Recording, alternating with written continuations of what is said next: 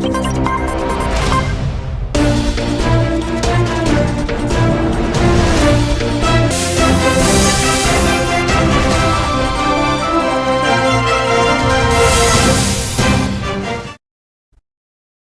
Welcome to A one TV Telugu news. Prakasam జిల్లా కొండపి నియోజకవర్గం జరుగుమల్లి మండలం చిర్రికూరపాడు గ్రామంలో మంత్రి డోల బాలవీరాంజనేయ స్వామి జిల్లా కలెక్టర్ రాజబాబుతో కలిసి ఎన్టీఆర్ భరోసా పింఛన్ల పంపిణీ కార్యక్రమంలో పాల్గొన్నారు. ఈ సందర్భంగా అర్హులైన లబ్ధిదారులకు పింఛన్లు అందజేస్తూ ప్రభుత్వం సంక్షేమ పథకాల అమలుకు కట్టుబడి ఉందన్నారు. ఈ కార్యక్రమంలో స్థానిక అధికారులు, ప్రజాప్రతినిధులు, గ్రామస్తులు పాల్గొన్నారు.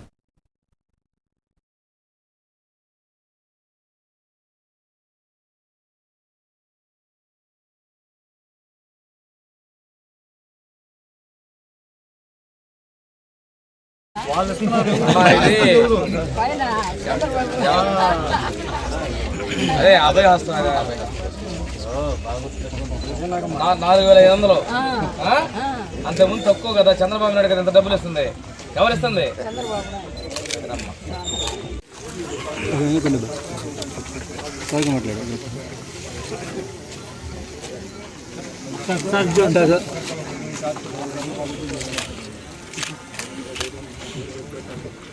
మూడు ఎకరాల పొలం వరకు 4,000 ఎవరిస్తుంది? సరే అంటే కలెక్టర్ గారు.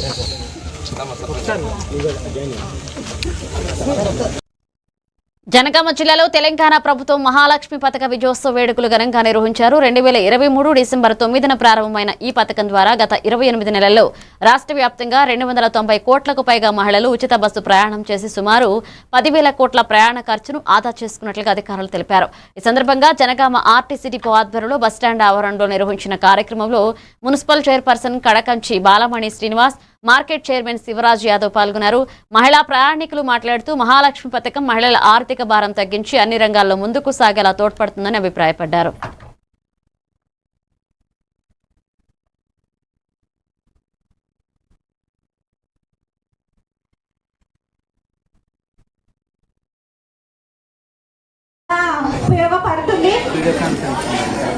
మన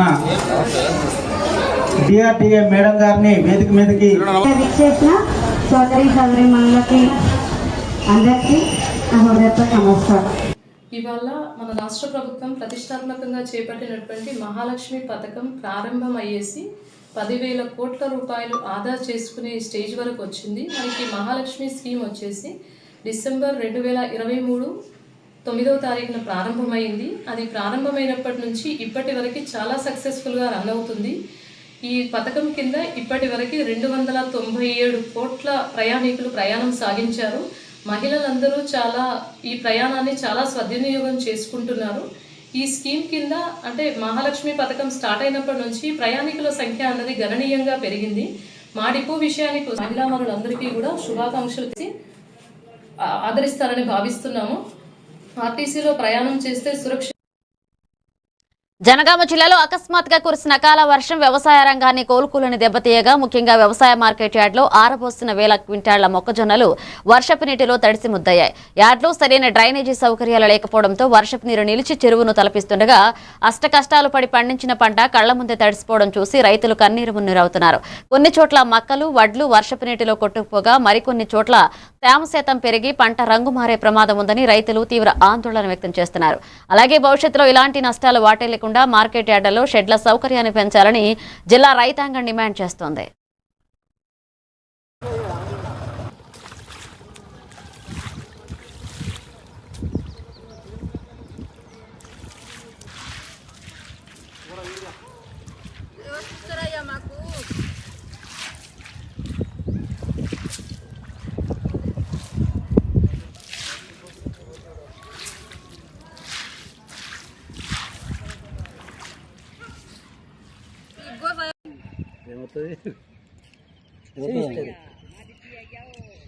మాది అయ్యో వస్తుందా?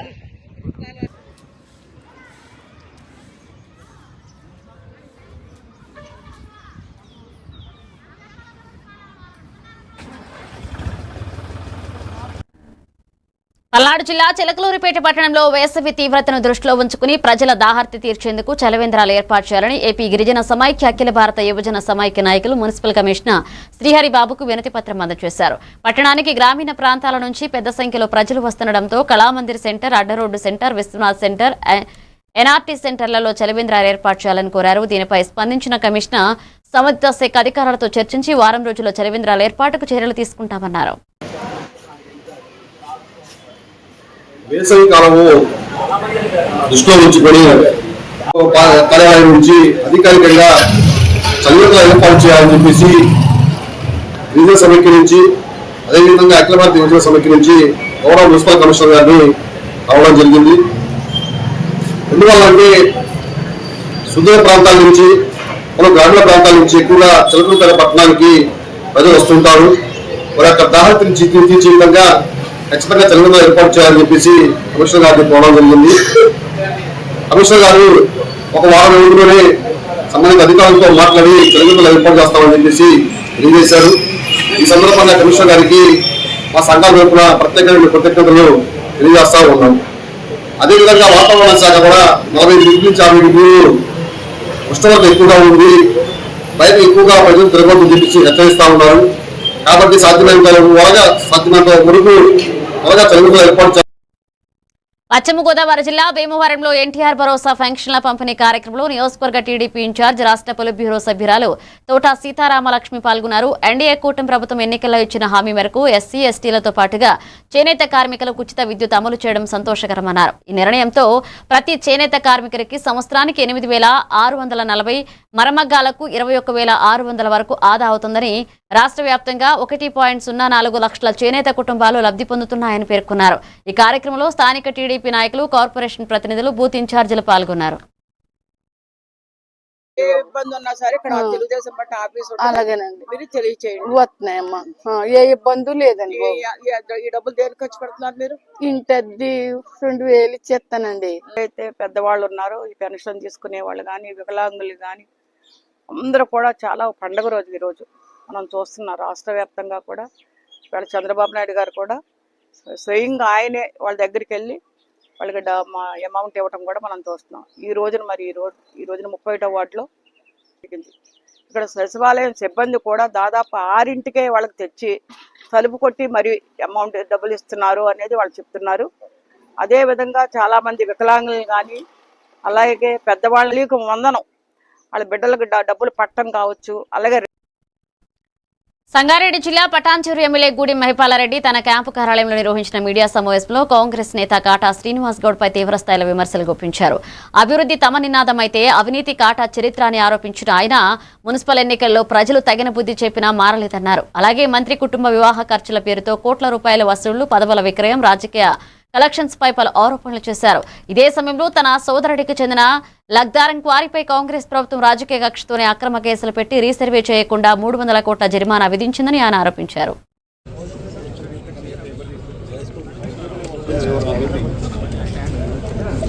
నిన్న ప్రెస్ మీట్ లో చెప్పడం జరిగింది. దాన్ని పూర్తి స్థాయిలో కాటా శ్రీనివాస్ చేసిన కామెంట్ ఒక ఫేక్, ఆయనకు ఆలోచన లేకుండా 2 సార్లు అసెంబ్లీకి పోటీ చేసి ఓడిపోయి ఏమాత్రం నియోజకవర్గం అవగాహన లేకుండా మాట్లాడుతూ ఉన్నాను. సంబంధించిన ఇష్యూ మన హైదరాబాద్ కూడా వచ్చింది కదా, మీరు చెప్పండి ఏంటి విషయంలో మాకు ఏమైనా సంబంధం ఉందా చెప్పు.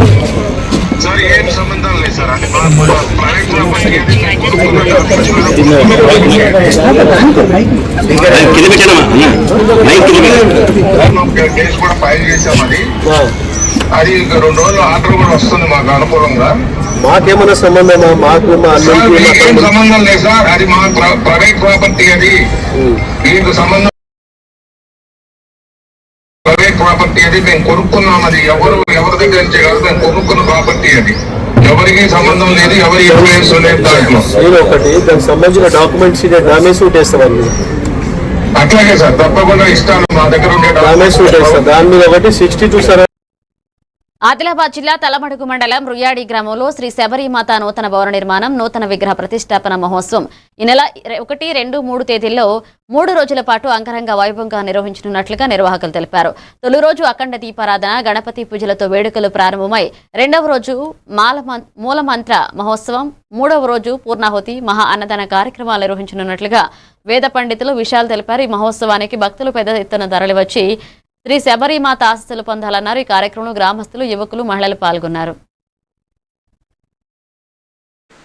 రుయ్యాడి గ్రామంలో శ్రీ శబరిమాత వారి విగ్రహ ప్రతిష్టాపన కార్యక్రమము రేపటి నుంచి మొదలవుతుంది. ఇందులో భాగంగా ఉదయము గణపతి గౌరీ పుణ్యాహవచన పూజలు, అదేవిధంగా స్వామివారి అమ్మవారి పాదుక మరియు కలశము ఊరేగింపు ఉంటుంది. ఆ తర్వాత యాగశాల ప్రవేశము, మండపారాధన ఉంటుంది. ఇందులోనే భాగంగా యజ్ఞాది కార్యక్రమాలు, సంగీత సంబంధిత భజనావళి అన్నీ కూడా ఉంటాయి. కాబట్టి గ్రామస్తులు, అదేవిధంగా చుట్టుపక్కల గ్రామస్తులందరూ కూడా ఈ శబరిమాత వారి ప్రతిష్టా కార్యక్రమంలో పాల్గొని కార్యక్రమాన్ని విజయవంతం చేసి అమ్మవారి కృపకు పాత్రలవుతారని ఆశిస్తున్నాం.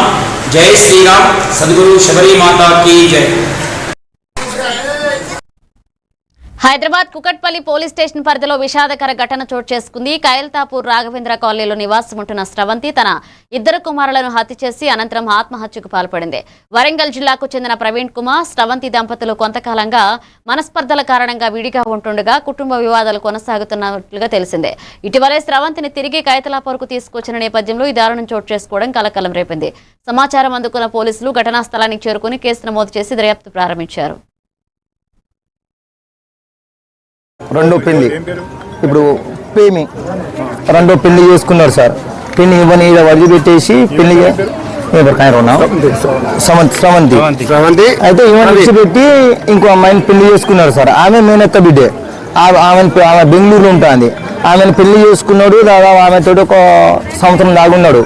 సంవత్సరం దాగున్నాక ఆ తర్వాత ఏం చేసింది, ఈ అమ్మాయి పేరు మీద ల్యాండ్ ఉంది సార్. ఇక్కడ 2-3 ప్లాట్లు ఉన్నాయి. ప్లాట్ ఉండగానే ఏం చేసింది, ఆయన నాకు ప్లాట్లో ఈసాలని ఏమన్నా బెదిరింపులు జరిగిన తర్వాత ఆమె చేసింది హన్మకొండ సుబేదార్లో పెట్టింది సార్. మహిళా పోలీస్ స్టేషన్లో పెడితే ఆడ నీకు ఆస్తి లేదు ఏం లేదని చెప్పేసి ఆడ మేడం బెదిరించి ఈ అమ్మాయి మీద ఫస్ట్ భార్య పేరు మీదనే మొత్తం రిజిస్ట్రేషన్ అయిపోయింది సార్. ఆ ల్యాండ్ రిజిస్ట్రేషన్ ఆమె మీద అయిపోయింది. ఆ తర్వాత నీకు ల్యాండ్కు ఏదో హక్కు లేదు. ఆడ ఉన్న భూమి కూడా పంచుకున్నారు సార్. ఈమెకు ఈ చనిపోయిన ఆమెకు అత్తమామలు కుల పంచాయతీ చేసి ఒక 2 ఎకరాలు లేక దోస్తుల రూమ్లో తింటాండు, తిరుగుతాండు, పంటాండు. అట్లనే 6 నెలలు చిల్లరేడు తిరుగుతాడు సార్. ఈయన హత్య చేయనట్టు. నాగర్ కర్నూలు జిల్లా కలవకుర్తి మున్సిపల్ కేంద్రంలో నిర్వహించిన పలు అభివృద్ధి కార్యక్రమాల్లో ఎమ్మెల్యే కసిరెడ్డి నారాయణరెడ్డి పాల్గొన్నారు. మున్సిపాలిటీ వార్షిక బడ్జెట్ సమావేశంలో పాల్గొన్న ఆయన ఆర్టీసీ బస్టాండ్ ఆవరణంలో ఏర్పాటు చేసిన చలివేంద్రాన్ని ప్రారంభించి తిలక్నగర్లో ట్రాన్స్ఫార్మర్ను ప్రారంభించి మొక్కలు నాటారు. అనంతరం మీడియాతో మాట్లాడుతూ కలవకుర్తి నియోజకవర్గ అభివృద్ధి తన లక్ష్యమన్నారు. మహాలక్ష్మి పథకం ద్వారా కలవకుర్తి డిపోకు గణనీయమైన ఆదాయం వచ్చిందని, డిపోకు 26 కొత్త బస్సులు తీసుకువచ్చామని తెలిపారు. రాబోయే రోజుల్లో నియోజకవర్గంలో మరిన్ని అభివృద్ధి కార్యక్రమాలు చేపడతామని ఎమ్మెల్యే నారాయణరెడ్డి స్పష్టం చేశారు. రైట్.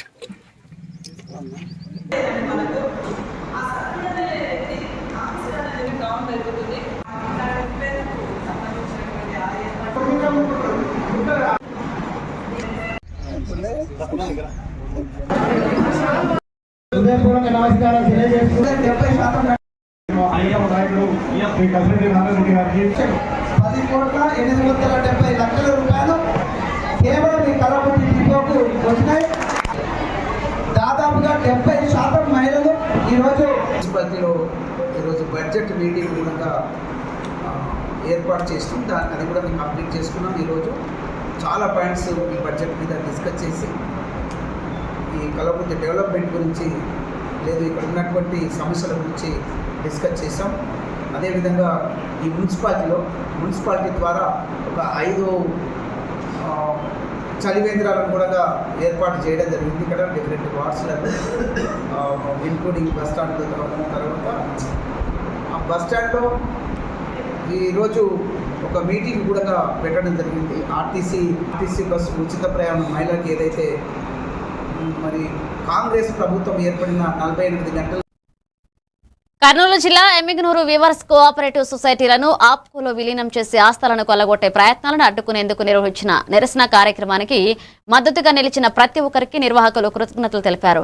డాక్టర్ పద్మశ్రీ మాచాని సోమప్ప ఏర్పాటు చేసిన ఎమ్మిగనూరు వివర్స్ కోఆపరేటివ్ సొసైటీలను రక్షించాలనే ఉద్దేశంతో ఇచ్చిన పిలుపుకు ప్రజా సంఘాలు, ప్రతిపక్ష పార్టీలు, వామపక్ష నాయకులు, చేనేత కుటుంబాలు, కార్మికులు, అలాగే ఎమ్మిగనూరు నియోజకవర్గ ప్రజలు పెద్ద ఎత్తున స్పందించి పాల్గొనడం పట్ల హర్షం వ్యక్తం చేశారు. ఇక చేనేత కార్మికుల హక్కుల సొసైటీల ఆస్తులు కాపాడే పోరాటం కొనసాగుతుందన్నారు.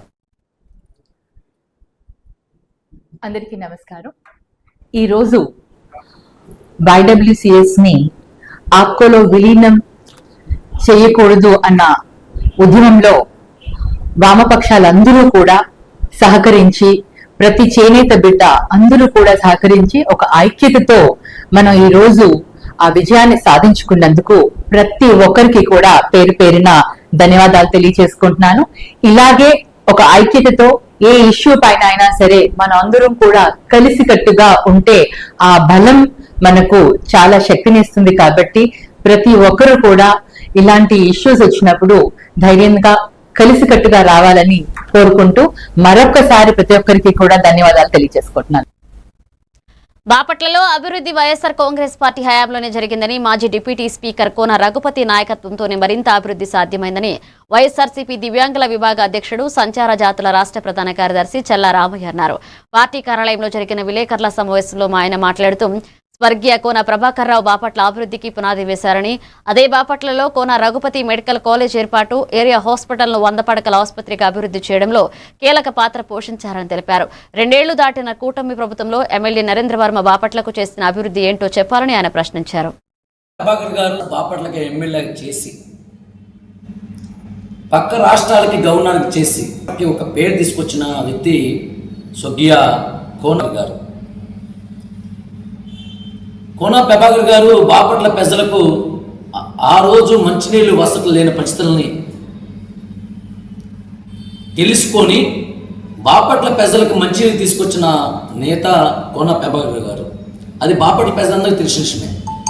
అలాగే కొన్ని గ్రామాల్లో, బాపట్ల నియోజక గ్రామాల్లో కోన ప్రభాకర్ గారు చేసిన సేవలు, గ్రామాల అభివృద్ధి ఇప్పుడు కూడా బాపట్ల ప్రజలు చెప్పుకుంటున్న పరిస్థితి.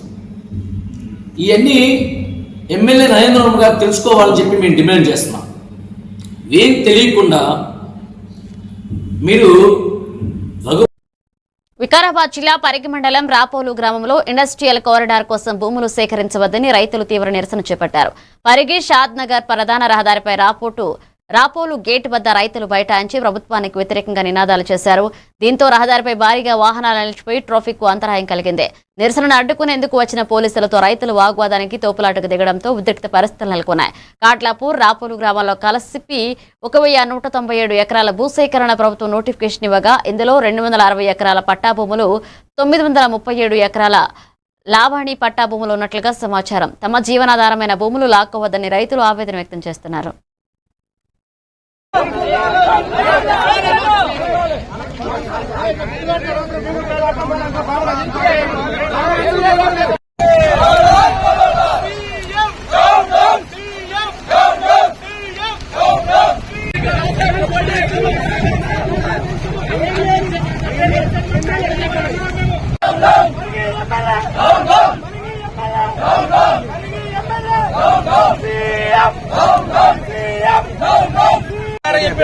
సంగారెడ్డి జిల్లాలో జైలు కాలిందట, రైతులను అందరినీ దాంట్లో వేసారట.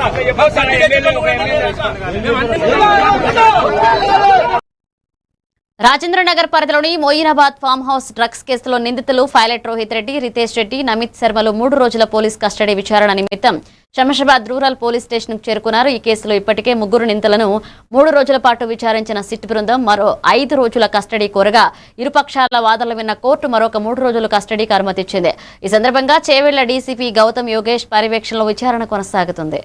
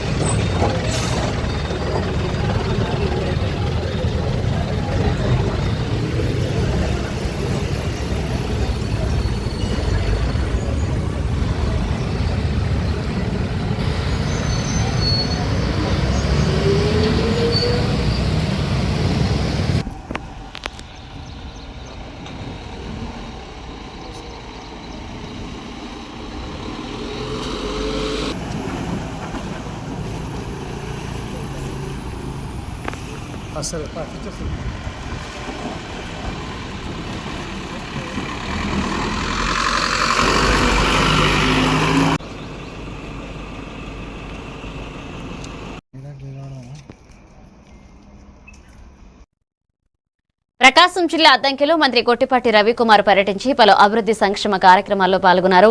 పేరాయపాలెంలో ఎన్టీఆర్ భరోసా పింఛన్ల పంపిణీ చేసిన ఆయన ఇంటింటికి వెళ్లి ప్రభుత్వ సంక్షేమ పథకాల గురించి లబ్ధిదారులకు వివరించారు. అలాగే పేరాయపాలెం కాలనీలో పీఎం సూర్యగర్ రూప్ టాప్ సోలార్ పథకాన్ని ప్రారంభించి అంబేద్కర్ జయంతి నాటికి 2000 సూర్యగర్ కనెక్షన్లు పూర్తి చేయాలని అధికారులను ఆదేశించారు.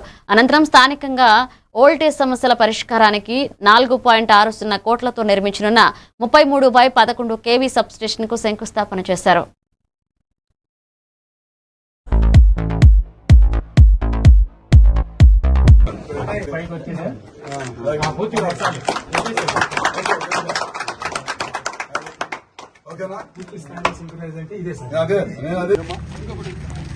చెప్పారా అబ్బాయి క్లీనింగ్ అది చేసుకోవాలి చెప్పారా? ఏం చెప్పాడు? అవుతుంది మీకు చేసే పని శ్రద్ధ చేయమంటున్నా. 1,25,000 ఖర్చు పెడుతున్నాం మనం. వాళ్ళకి ఏం చేయాలో వాళ్ళకి తెలియకుండా బోర బిగించి వెళ్ళిపోతే ఉపయోగం ఉంది. పోయినప్పుడు ఏమైతే ఎండ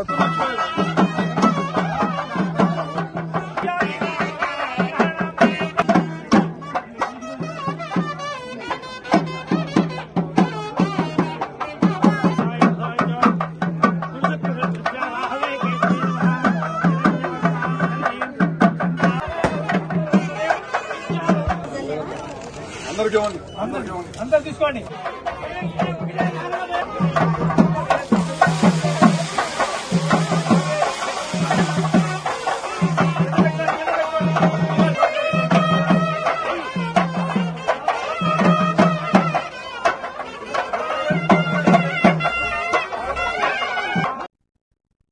నెల్లూరు జిల్లా కావలిపట్నంలోని బుడుంగుంట 17వ వార్డు ఇందిరమ్మ కాలనీలో నిర్వహించిన ఎన్టీఆర్ భరోసా పెన్షన్ పంపిణీ కార్యక్రమంలో ఎమ్మెల్యే కావ్య కృష్ణారెడ్డి పాల్గొని అధికారులు పార్టీ నాయకులతో కలిసి ఇంటింటికి వెళ్లి లబ్ధిదారులకు పెన్షన్ అందజేశారు. ఈ సందర్భంగా వృద్ధులు, వికలాంగులు, పేదలతో ఆత్మీయంగా మాట్లాడిన ఆమె వారి ఆరోగ్య, కుటుంబ సమస్యలు అడిగి తెలుసుకుని ప్రభుత్వం అందిస్తున్న సంక్షేమ పథకాలు నిజమైన అర్హులకు చేరేలా చర్యలు తీసుకుంటున్నామన్నారు. ప్రజలు సంక్షేమమే ప్రభుత్వ ప్రధాన లక్ష్యమని, ప్రతి అర్హుడికి పథకాల ప్రయోజనం చేరేలాగా కృషి చేస్తామని ఎమ్మెల్యే స్పష్టం చేశారు.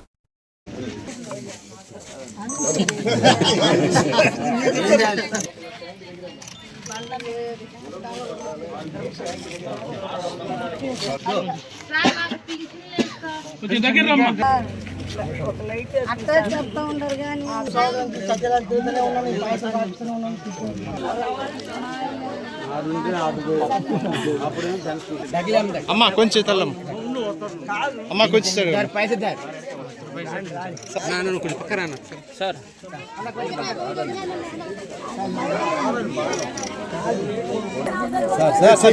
సార్ మీరు చేయండి మొహం కనిపెట్టు అమ్మది సార్ అన్న కొంచెం.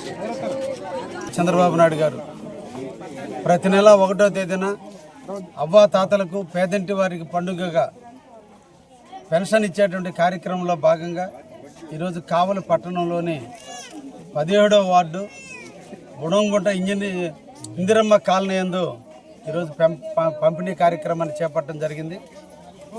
ముఖ్యంగా ఈ కాలనీ 2008వ సంవత్సరంలో ఏర్పాటు చేయటం, నాటి పాలకుల యొక్క నిర్లక్ష్యం, ఇక్కడ ఉన్నటువంటి ప్రజానీకానికి సరైన అవగాహన లేకుండా ఇల్లు కట్టిన నిర్మాణంలో ఉన్న ఇబ్బందులు ఎదుర్కోవడం కూడా జరుగుతుంది. సిమెంట్ రోడ్లు వేయటం జరిగింది, వాటర్ పైప్ లైన్లు వేయటం జరిగింది, కానీ ఇంకా కూడా తెలంగాణ రాష్ట్ర వ్యాప్తంగా గురువారం నుంచి భారీ ఎత్తున గ్రామ సభలు నిర్వహించాలని ఉప ముఖ్యమంత్రి మల్లు భట్టి విక్రమార్క జిల్లా కలెక్టర్లను ఆదేశించారు. ప్రజాపాలన ప్రగతి ప్రణాళిక 99 రోజుల కార్యాచరణపై ప్రజాభవన్ నుంచి జిల్లా కలెక్టర్లతో వీడియో కాన్ఫరెన్స్ నిర్వహించారు. ఇక రాష్ట్ర వ్యాప్తంగా ఏప్రిల్ 2వ తేదీ నుంచి భారీ ఎత్తున గ్రామ సభలు నిర్వహించాలని ఉప ముఖ్యమంత్రి మల్లు భట్టి విక్రమార్క జిల్లా కలెక్టర్లకు ఆదేశించారు. ప్రజాపాలన ప్రగతి ప్రణాళిక 99 రోజుల కార్యాచరణపై ప్రజాభవన్ నుంచి జిల్లా కలెక్టర్లతో ఆయన వీడియో కాన్ఫరెన్స్ నిర్వహించారు.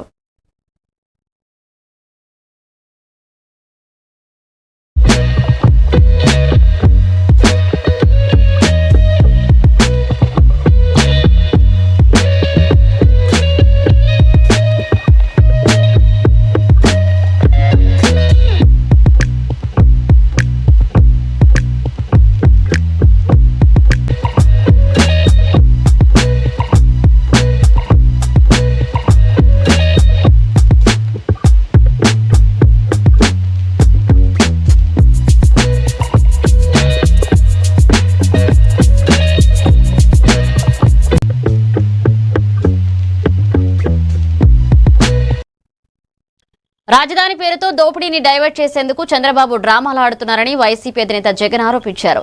తాడేపల్లిలో జరిగిన మీడియా సమావేశంలో ఆయన మాట్లాడుతూ సీఎం చంద్రబాబు ఈ 12 ఏళ్ల కాలంలో మనస్ఫూర్తిగా ఈ ప్రాంతంలో ఉన్నారా అని ప్రశ్నించారు. ఇప్పటికీ చంద్రబాబు, పవన్ కళ్యాణ్, లోకేష్ కుటుంబాలు ఎక్కడ ఉంటున్నాయని ప్రశ్నించారు. సూటిగా చంద్రబాబుని అడుగుతా ఉన్నాను, 2014 నుంచి ఇప్పటి వరకు 12 ఏళ్ల కాలంగా 2014 నుంచి ఇప్పటి వరకు అంటే ఆయన 5 ఏళ్ళు, మళ్ళీ మధ్యలో మా 5 ఏళ్ళు, మళ్ళీ ఇప్పుడు 2 ఏళ్ళు, దాదాపుగా 12 ఏళ్ళు కాలంలో మనస్ఫూర్తిగా చంద్రబాబు నాయుడు అడుగుతానా, నువ్వు ఈ ప్రాంతంలో ఉన్నావా అని అడుగుతా ఉన్నా. మనస్ఫూర్తిగా ఇక్కడ కాపురం పెట్టావా అని అడుగుతా ఉన్నా.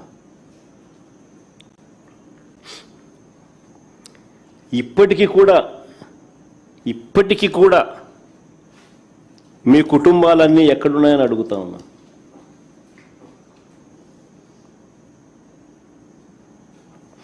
(2019) వరకు హైదరాబాదుకు షటిల్ సర్వీస్, 2019 వరకు కూడా ఒక పక్క ఆయన ముఖ్యమంత్రిగా ఉంటూ మరోవైపున హైదరాబాదుకు షటిల్ సర్వీస్. ప్రతిపక్ష నాయకుడిగా ఎన్నికల వరకు వీళ్ళ అడ్రస్ అంతా హైదరాబాదే.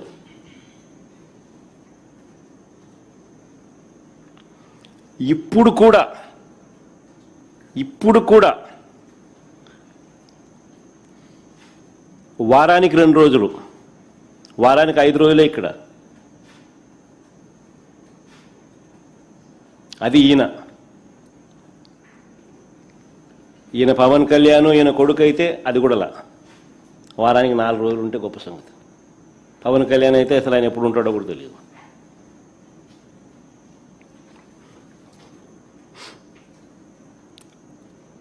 ప్రత్యేకంగా ఒక్కొక్కరికి ఒక్కొక్క విమానం, షటిల్ సర్వీస్,